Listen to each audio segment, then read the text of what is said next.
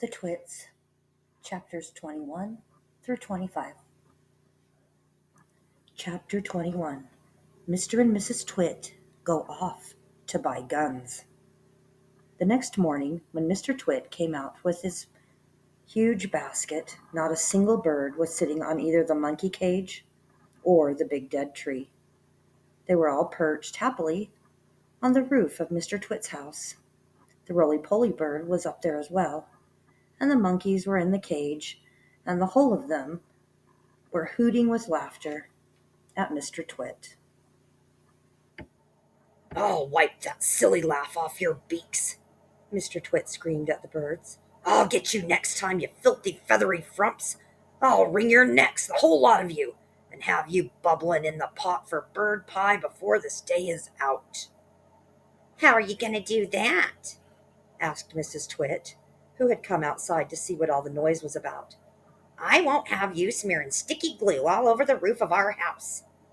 Mr. Twit went very close to Mrs. Twit and lowered his voice so that neither the birds nor the monkeys should hear. "I've got a great idea," he said. "We'll both go into town right away, and we'll buy a gun each. How's that?" "Brilliant!" cried Mrs. Twit, grinning and showing her long yellow teeth.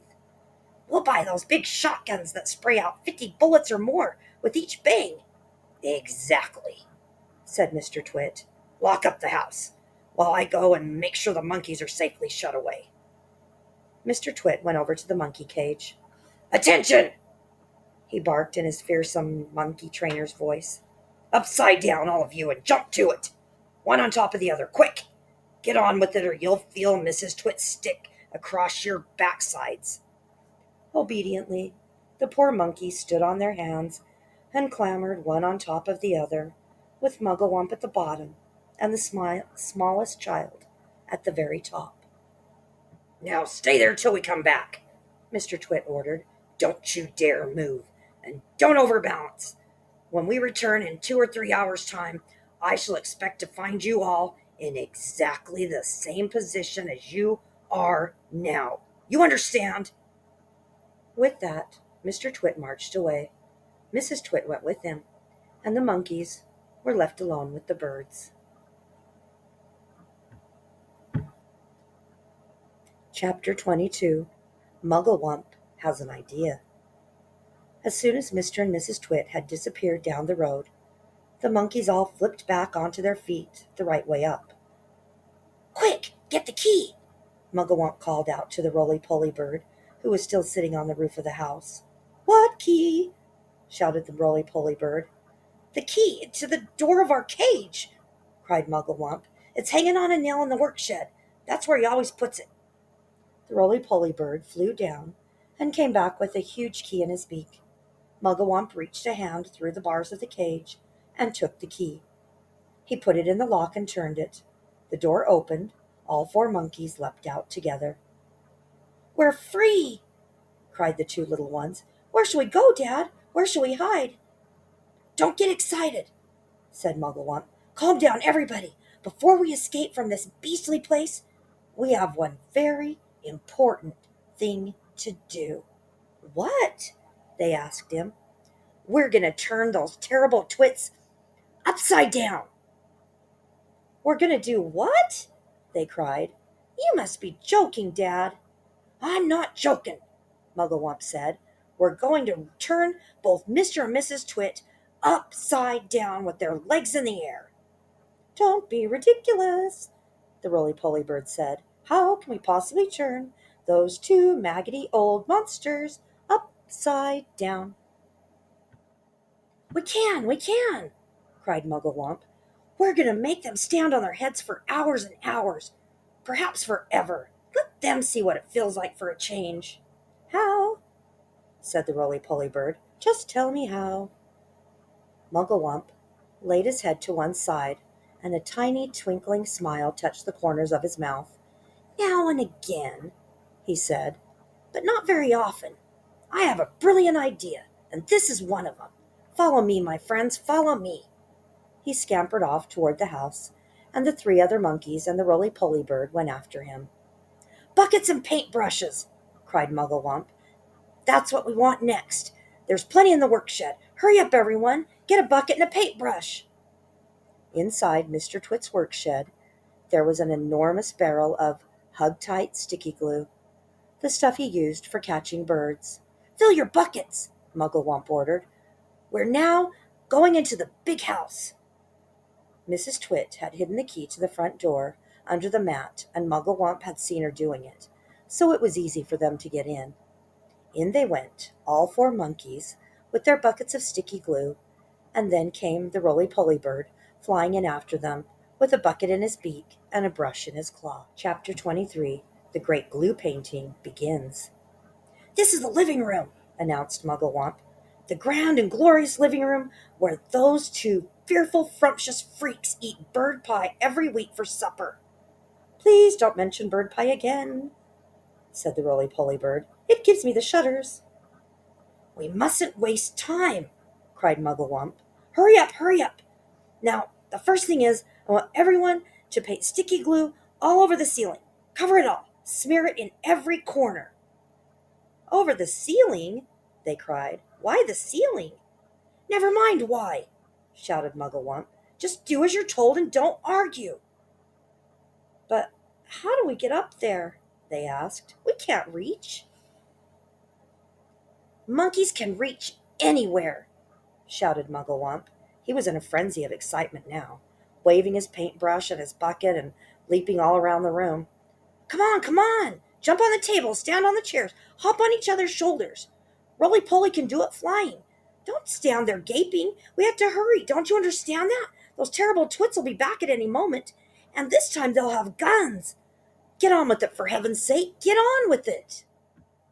And so the great glue painting of the ceiling began. All the other birds who had been sitting on the roof flew in to help, carrying paintbrushes in their claws and beaks. There were buzzards, wild ducks, woodpeckers, magpies, rooks, ravens, and many more. Everyone was splashing away like mad. With so many helpers, the job was soon finished. Chapter 24.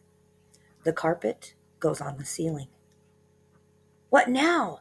They all said, looking at Mugglewump. Aha! cried Mugglewump. Now for the fun. Now for the greatest upside-down trick of all time. Are you ready?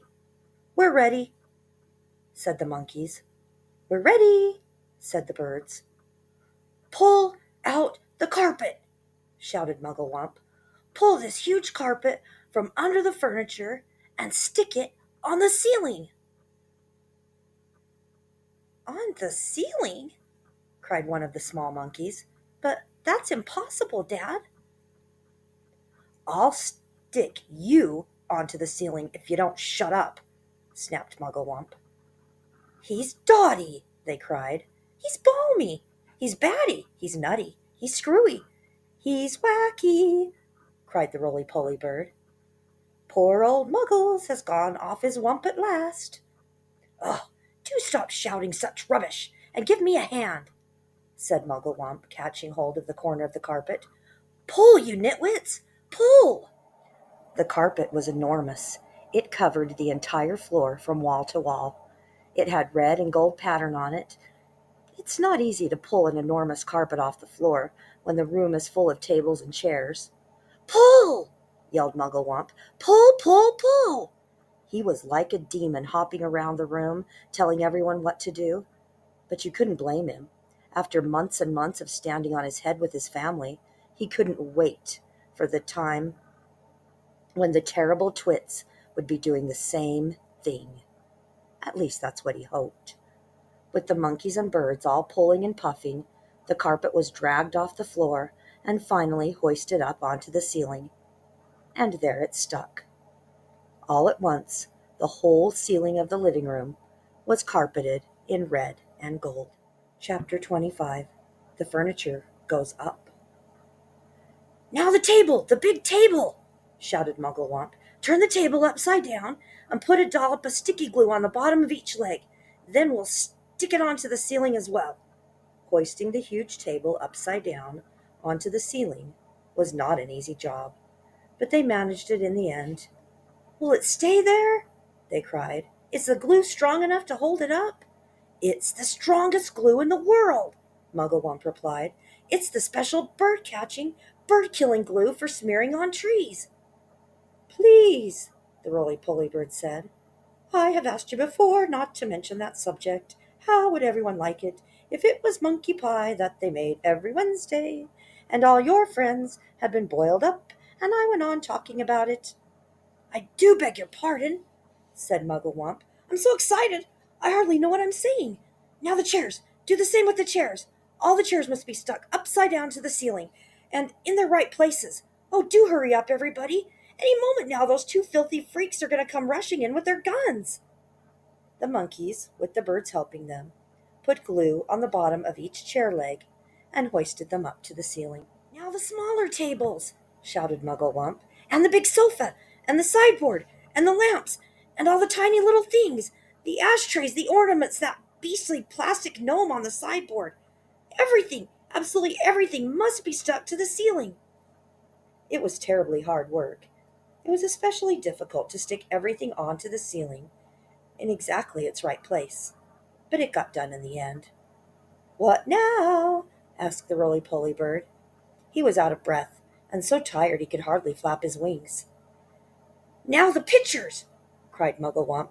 Turn all the pictures upside down.